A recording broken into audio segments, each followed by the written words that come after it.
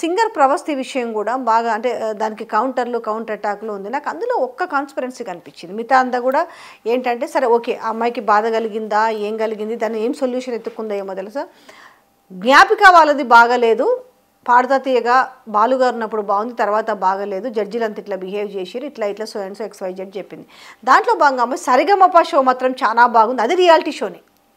ఒకే వీడియోలో అమ్మాయి ఏం చెప్తుంది, తర్వాత మిగతా ఛానల్స్ ఇంటర్వ్యూ చేసినప్పుడు ఏం చెప్తుందనంటే ఎవరు దయచేసి రియాలిటీ షోలోకి రావద్దు అని చెప్తుంది. బాగుంది, ఫైన్. కానీ మళ్ళీ నువ్వు ఆ షో బాగుంది అంటున్నారు కదా, ఏంది ఓవరాల్గా దీన్ని ఎట్లా చెప్పగలుగుతారు? ఒకటే సింపుల్. ఒకప్పుడు మీరు నేను కూడా ఒక ప్లాట్ఫామ్లో కలిసి పనిచేసిన ప్లాట్ఫామ్లో పిల్లల్ని ఇలాగా అబ్యూజ్ చేయొద్దు, వాళ్ళ బాల్యంతో ఆడుకోవద్దు, పసి మనసులతో చెలగాట ఆడొద్దు, రియాలిటీ షోలు వద్దు అని చెప్పి చాలాసార్లు చేసినాం కూడా మనం, చాలాసార్లు చేసాం. నేను ఇప్పటికీ అదే స్టాండ్లో ఉన్నా. ఒక 14 ఏళ్ల వరకు చిన్నపిల్లల్ని పనిలో పెట్టుకోవద్దు, బాలకార్మికులు 14 ఏళ్ళు. అవును, 14 ఏళ్ళలోపు పెట్టుకోకూడదు. శిక్ష పెట్టుకుంటే శిక్ష. అసలు నన్ను అడిగితే ఈ రియాలిటీ షోలన్నిటికీ పర్మిషన్ ఇచ్చి ఈ రియాలిటీ షోల ద్వారా వాళ్ళ బాల్యాన్ని చిదిమేస్తున్నారు. బాల కార్మికులకు ఉంది చూడొచ్చు. ఎందుకు తెలుసా, వీళ్ళు కూడా అగ్రిమెంట్ ఉంటుంది, అన్నిటికీ మీరు ఒప్పుకొని దీంట్లో ఇదవుతున్నారు అనేది ఒక అగ్రిమెంట్ ఉంటుంది. ఇక్కడ తల్లిదండ్రుల దగ్గర నుంచి, అవును, షో నిర్వాహకుల దగ్గర నుంచి అప్పచెప్తారు తీసుకుపోయి పిల్లల్ని తీసుకెళ్ళిపోయి షో నిర్వాహకులకి. వాళ్ళు ఎట్లా కావాలంటే అట్లా వాళ్ళు చాకరీ చేయించుకుంటారు ఒక విధంగా. ఛానల్స్ వాళ్ళు కావచ్చు, ఈ మొత్తం వ్యాపారమేగా. అవును. ఇక్కడ ఏమైనా సమస్య ఉందా, లేకపోతే ఆ పిల్లలకి ఏమన్నా వాళ్ళ ఎలివేషన్ ఏమన్నా ఉందా? ఏముంది? ఎన్ని గంటలు అంటే అన్ని గంటలు రిహార్సల్స్, చదువు చట్టుబండలైపోయి ఎందుకు చేస్తున్నారు అసలు? అసలు ఈ ప్రవస్థ చాలా చిన్నప్పుడు అమ్మ నేను నిన్ను ఒళ్ళో కూర్చోబెట్టుకున్నామని ఒకళ్ళంటే నేను ఒళ్ళో బాలుగారు ఒళ్ళో ఈ ఒళ్ళో కూర్చునే అంత చిన్నపిల్లలతో షోలు ఎందుకు చేస్తున్నారమ్మ మీరు? వాళ్ళకి అసలు ఒక పోటీ అంటే ఏం తెలుసు, పోటీని ఎలా పోటీలాగా చూడాలని ఎలా తెలుసు, వాళ్ళకి గెలుపు ఓటములు సహజమని వాళ్ళకి ఎలా తెలుసు? చిన్న పిల్లలు వాళ్ళు మానసికంగా ఎంత క్షోభ. ఈ చిన్నపిల్లలది వచ్చినప్పుడు వినటానికి చూడడానికి ఏమో సరదాగా ఉంటుంది, కానీ ఏ రోజైతే ఎలిమినేషన్ రౌండ్ ఉంటుందో ఆ రోజు తట్టుకోలేరు. టీవీ పెట్టబుద్ధి కాదు. నేను టీవీ పెట్టకుండా ఆపేసేదాన్ని. ఎలిమినేషన్ రౌండ్ అంటే నాకెందుకో చూడటం ఇష్టంగా అనిపించేది కాదు.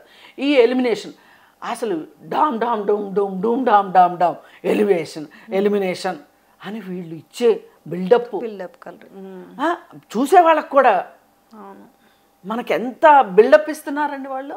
మొన్న ఎగ్జాంపుల్గా మీరు చెప్పిన దానికి నేను ఎందుకు అగ్రి అవుతున్నానంటే, వినాయక చవితికి జనరల్గా పిల్లలకు చిన్న కాంపిటీషన్స్ పెడుతుంటాం కదా. అయితే దాంట్లో చిన్నవి ఈ మ్యూజికల్ చైర్స్ కానీ బెలూన్స్ ఆట కానీ అసలు ఓడిపోయిన తర్వాత పిల్లలు ఏడుస్తుంటారు. అంటే ఎందుకంటే మనం చూస్తున్నాం దాదాపుకి ఎన్ని అవర్స్ మళ్ళీ బెలూన్ తిరిగి ఇచ్చేంత వరకు మళ్ళీ దాన్ని అక్సెప్ట్ చేయరు. అవును. అంటే దీన్ని బట్టి రియాలిటీ షోలలో మానసికంగా వాళ్ళు ఎంత కుంగిపోతారు పిల్లలు తెలియదు. ఇవాళ పావు మార్కు తక్కువ వస్తే బాధపడిపోయే పిల్లలు ఉన్నారు ఈరోజు. ఇట్లాంటి పరిస్థితుల్లో పైగా ఇవాళ ఇన్స్టంట్ కాలం. ఒకప్పుడు ఇన్స్టంట్ కాఫీ, ఇన్స్టంట్ టీ అంటే నవ్వుకునేవాళ్ళం. అట్లాంటిది వాళ్ళ ఇన్స్టంట్ ఫుడ్ వచ్చేసింది. ప్రతిదీ ఇన్స్టంట్ జస్టిస్. ఏదైనా మాకు ఇన్స్టంట్ కావాలి అనుకునే ఒక ప్రాబ్లం నుంచి కావాలనుకోవడమే కాదు, ఈ ఇన్స్టంట్గా బయటకు వచ్చేది కూడా ఉంటుంది, ఆవేశం కూడా ఉంటుంది, ద్వేషం ఉంటుంది, కోపం ఉంటుంది. ఇప్పుడు వాళ్ళమ్మ ఒకరోజు సునీత చెప్తున్నారు కదా, సింగర్ సునీత ఆమె ఎలిమినేషన్ చేసిన రోజున ఆవిడొచ్చి మా ముందు వచ్చి చాలా గొడవ చేసింది అని చెప్తున్నారు. ఆ తల్లి అలా చేయడం కూడా కరెక్ట్ కాదు. సంయమనం పాటించాలి. ఇప్పుడు పిల్లలకు మీరు ఏం నేర్పించాలి? అమ్మ పోటీకి వెళ్ళిన అందరూ గెలవరు, ఫస్ట్ వచ్చే వాళ్ళు ఫస్ట్ వస్తారు, సెకండ్ థర్డ్ వస్తారు. ఇదేమి పబ్లిక్ ఎగ్జామ్ కాదు. పరీక్ష రాసిన వాళ్ళందరికీ ఎవరో తెలియకోకుండా ర్యాండమ్గా, ఇప్పుడు నేను పరీక్ష రాశా, నా పేపర్ ఎవరు దిద్దే వాళ్ళకి నేను తెలీదు, నాకు దిద్దేవాళ్ళు తెలియదు. అక్కడ కావాలని చేసేది ఉండదు, అది వేరు. ఇక్కడ ఎదురుగా జడ్జిలు కూర్చుంటారు. నిజంగానే జడ్జిలే కూడా తప్పు చేశారు అనుకుందాం పోని, ఆ ముగ్గురు అలా చేసే వ్యక్తుల ఎక్కడి నుంచి వచ్చారు ఆ ముగ్గురు, ఎంత స్ట్రగుల్స్ నుంచి వచ్చారు ఆ ముగ్గురు, ఎంత కష్టాలు పడి నిలబడ్డారు. ఒకప్పుడు మొత్తం పాటలు రాసే వాళ్ళ దగ్గర నుంచి, పాడే వాళ్ళ దగ్గర నుంచి, ఒక బ్రాహ్మణికల్ పట్టు ఉన్న దాని నుంచి ఇవాళ ఒక చంద్రబోసు వచ్చారంటే, ఒక కీరవాణి వచ్చారు అంటే. కానీ పాపం సునీత గారు ఆ కేటగిరీలో వచ్చారని నేను అనను. ఆవిడ విద్వత్తుండే వచ్చారు. ఆమె ఫస్ట్ పాడుతా తీగలో నుంచే వచ్చారు. స్ట్రగుల్ చేసే వచ్చింది ఒక్కొక్కటి. నేను అంటుంది అట్లా కాదు. ఆమె ఒక బ్రాహ్మణ్ కాబట్టి ఆమె అయ్యింది అనడానికి లేదు. ఆవిడ టాలెంటెడ్గా వచ్చింది. మరి అంత ముగ్గురు టాలెంటెడ్గా ఉన్నవాళ్ళు కింద నుంచి గ్రౌండ్ లెవెల్ నుంచి స్ట్రగుల్స్ అవుతూ వచ్చిన వాళ్ళ జడ్జిల్ని ఒక మాట అనేయడం ఎంతవరకు కరెక్టు ఆలోచించాలి.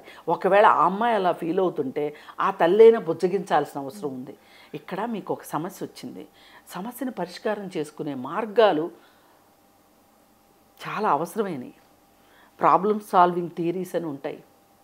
మనం అవసరమైతే కొన్నిసార్లు నెగ్గలేము అనుకున్నప్పుడు తగ్గడం కూడా కరెక్టే. అదేదో సినిమాలో చెప్పినట్టు, ఎక్కడ నగ్గాలో ఎక్కడ తగ్గాలో, ఎక్కడ నెగ్గాలో అక్కడ తగ్గాలో, ఎక్కడ తగ్గాలో అక్కడ మన టైం కానప్పుడు. మీరు ఈవేళ అంటే ఇక్కడ అసలు ఏ సమస్య లేకుండా నిప్పు లేనిదే పొగమట్టుకు రాదు. సమస్య ఉంది. కానీ ఈ సమస్యని వీళ్ళు డీల్ చేయడం చేతగాక అందరి కేసులు రుద్దారు. అక్కడ ఖచ్చితంగా ప్రొడక్షన్ వాళ్ళతోటి వీళ్ళకి సమస్య ఉంది ఆ అమ్మాయికి. ఎందుకు అంటే ఆమె వచ్చి ఆ ప్రొడక్షన్ ఆవిడ వచ్చి ఏదేదో వివరణలు ఇస్తుంది, కానీ అవన్నీ కాదు అని ఈ అమ్మాయి చూపించే మెసేజ్ని బట్టి మనకు అర్థమవుతుంది. ఈ అమ్మాయి అంత బేస్లెస్గా ఏం మాట్లాడట్ల ప్రవస్తి. ఇవాళ గెలవలేకపోవచ్చు, గెలిచే సత్తా అమ్మాయికి లేకపోవచ్చు. అంటే పొలుకుబడి పరంగా, డబ్బుల పరంగా ఇలా లేకపోవచ్చు. కానీ నిజం ఇప్పుడు గెలిచేదంతా న్యాయం కాదు, అన్నిసార్లు న్యాయం గెలవదు. అలా ఓకే. అయితే ఇక్కడ ప్రవస్తి మదర్ బయటికి వచ్చి మాట్లాడడంలో మనము అంటే ఒక దగ్గర అన్యాయం జరిగినప్పుడు 1కి 100 సార్లు ఆలోచించి బయటకు వస్తాం. అంటే ఇదంతా సోషల్ మీడియా ప్రపంచం. ఏది మాట్లాడినా కూడా క్షణాల్లో పాకుతున్న నేపథ్యంలో ఏం క్లారిటీ కోసము, ఏమి న్యాయం కోసము ఈరోజు బయటకు వచ్చి వీళ్ళు ఫైట్ చేస్తున్నారు అనుకోవచ్చు. ఏం న్యాయం జరిగే అవకాశం ఉంది ఇక్కడ? ఇప్పుడు కీరవాణి పైన మాట్లాడారు, పర్ సపోజ్ సునీత గురించి, సింగర్ సునీత గురించి, ఎవరి గురించి అన్నా మాట్లాడినివ్వండి. ఇక్కడ వీళ్ళు అనుకున్నది ఏది వీళ్ళకి జరగదు. ఎందుకంటే ఇప్పుడు సమస్యగా ప్రజెంట్ చేయటం ఒకటి, సమస్యకి పరిష్కారం కోసం ప్రజెంట్ చేయటం ఒకటి, రెండు ఉంటాయి ఇక్కడ. వీళ్ళకున్న ఆవేశము, వీళ్ళకున్న భావోద్వేగాలు అదుపు లేకపోవటము, అవి చూస్తే గనక వీళ్ళకి వాళ్ళ ప్రాబ్లమ్ సాల్వ్ చేసుకునే శక్తియుక్తులు ఉన్నాయని నేను అనుకోవట్లా. పైగా వాళ్ళకి ఏంటంటే ఇక్కడ బాగాలేదు ఇంకెక్కడో బాగుంటుంది, దూరపు కొండల నునుపు అనే ఒక ఉద్దేశంలో కూడా దూరపు కొండల నునుపు అన్నట్లుంది. అక్కడికి వెళ్తే తెలుస్తుంది అక్కడ ఎలా ఉంటుంది అనేది. ఏది ఏమైనా ఛానల్కి, జడ్జిలకి మధ్య ఈ కంటెస్టెంట్స్కి అందరినీ కలుపుకుని పోవాల్సింది ప్రొడక్షన్ హౌసు ఎవరైతే ఉంటారో వాళ్ళు చాలా చాలా నిజాయితీగా, నెక్కచ్చగా, చాలా స్నేహభావంతో ఉంటేనే ఇలాంటి షోస్ ముందుకెళ్తాయి. దీనివల్ల వాళ్ళు ఏం నేర్చుకుంటారు? పోనీ వీళ్ళు పక్కన పెడదాం, ప్రవస్తి వాళ్ళని పక్కన పెడదాము.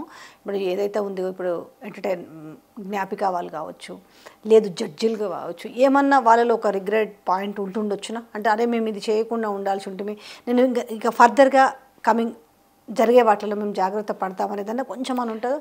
మనుషులు అంత తొందరగా నేర్చుకుంటే మనుషులు ఎలా ఎందుకుంటాయి? అది కూడా కరెక్ట్. ఇది ఇప్పుడు నిజానికి మనకి బిగ్ బాస్ షో దొరుకుతుంది. నిజానికి బిగ్ బాస్ షో పెద్దవాళ్ళతో చేయాల్సింది చిన్నవాళ్ళతో చేయాల్సింది పెద్దవాళ్ళతో చేస్తున్నారు ఇవాళ. అసలు తలకిందులు ప్రపంచం అని అందుకే అంటది ఎప్పుడు ఈ ప్రపంచాన్ని. నా కంప్లైంట్ అదే, తలకిందులు ప్రపంచం అని. ఎందుకంటే ఈ చిన్నపిల్లల్ని ఒక చోట ఉంచితే, ఒక సినిమా కూడా ఉంది, ఒక ఊరిలో పిల్లలందరూ మాయమైపోతూ ఉంటారు.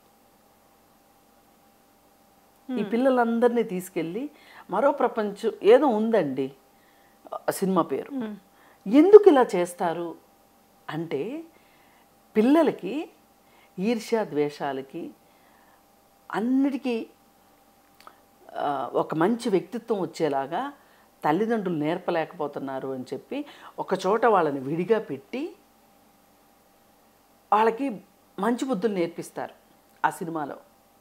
ఇక్కడ మనము వేరే ఇక్కడ తీసుకుంటే గనక ఈ చిన్న పిల్లలతోటి బిగ్ బాస్ హౌస్లో వాళ్ళకి కావాల్సిన ఎక్స్ట్రా కరిక్యులర్ యాక్టివిటీస్ నేర్పించడానికి వీళ్ళని పెడితే గనక చాలా బాగుంటుంది. ఎందుకు ఆలోచన రాలే వాళ్ళకి? ఎందుకు వస్తుంది? ఇప్పుడు వీళ్ళు వెకిల్ చేష్టలు చేయరు కదా పిల్లలు. ఇప్పుడు జనాలంతా ఊహించుకునేది ఏంటి, ఈ బిగ్ బాస్లో ఉన్న ఈ ఆడోళ్ళు మగోళ్ళు కలిసి ఏం చేస్తుంటారబ్బా అనే వెకిల్ చేష్టలు, వెకిలి ఆలోచనలు చూసే వాళ్ళకి ఉన్నాయి, చేసే వాళ్ళకి ఉన్నాయి. అందుకే ఏది మార్కెట్ అయితే అదే అమ్ముతుంది బిజినెస్.